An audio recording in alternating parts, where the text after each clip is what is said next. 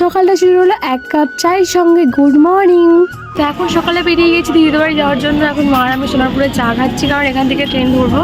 তো আজকে যাচ্ছি দিদিদের বাড়িতে, মেনলি একটা কারণ আছে, সেটা পরে জানাবো। চলো আগে চাটা খেয়ে নেওয়া যাক।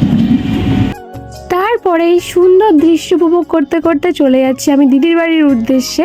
আর যাবার রাস্তাটা অনেক সুন্দর, তোমরা দেখলেই বুঝতে পারবে। এই পুরো জায়গাটা দেখতে পাচ্ছ, এখানে কিন্তু শুধুমাত্র পানি ফল চাষ হয়েছে। চলো জায়গাগুলো তোমরা দেখো, আমি বেশি আর কথা বলবো না।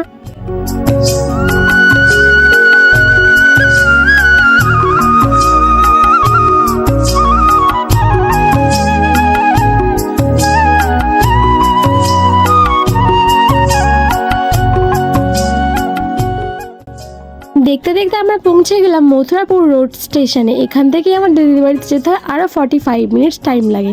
তারপরে এই অটোতে করে এখন আমি যাচ্ছি।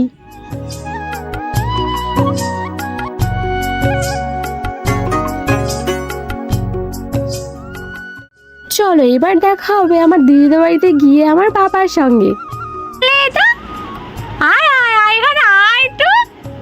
দরজা বন্ধ করে দিচ্ছে ওইটা। কইলে বাবা তুই বলে ওই এই গায় ও বাবালে ও বাবালে আয় তো আমার কাছে আয়। এই কুত্তা আমার বাবা নিয়ে এসছে। হ্যাঁ কুত্তা এই কুত্তা এই কুত্তুস।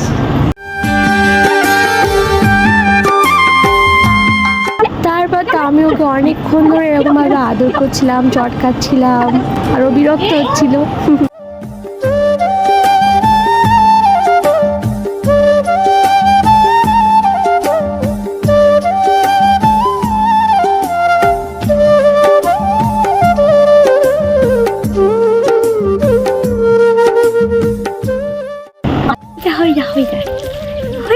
হইদা আমরা এখন যাচ্ছি তোমার সাথে।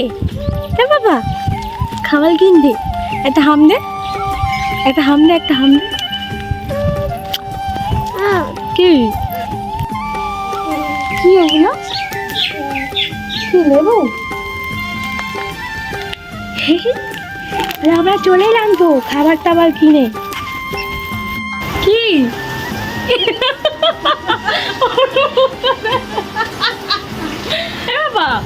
বাবা এ মেও কি বলছিস? শোন, হেয়ার কাটিং করে এসেছিল আমার বাবা, আর পাউডার দিয়ে আমরা চুলগুলো ঝাড়ছিলাম, তাই ওর এই অবস্থা। আচ্ছা, তো আজকে আমার মেন উদ্দেশ্য হচ্ছে আমার দিদির জন্মদিন ছিল, সেই জন্য আমি এসেছি।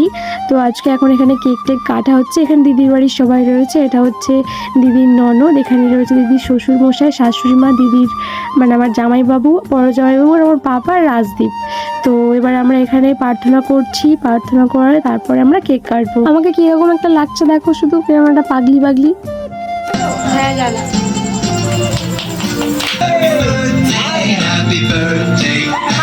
পাগলা এও ভয় পেয়ে গেছে, ও ভয় পেয়ে গেছে। এ দিশা ভয় পাচ্ছে, ভয় পেয়ে গেছে খুব জোর।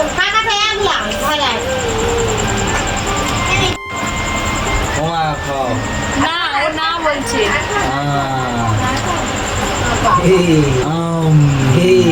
ভয় পেয়ে গেছে। বাবু খাবি দাও দিদি খাবি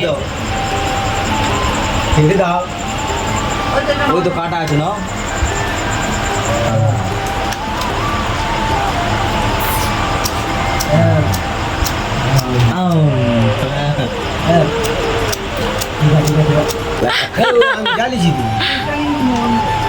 এটা গরম করতে কিরকম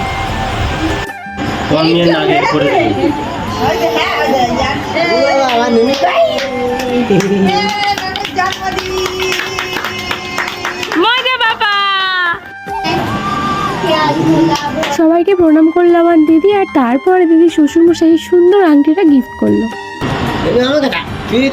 ওর মজা দেখ বাহ, খুব সুন্দর ডিজাইনটা দিদি। নে পর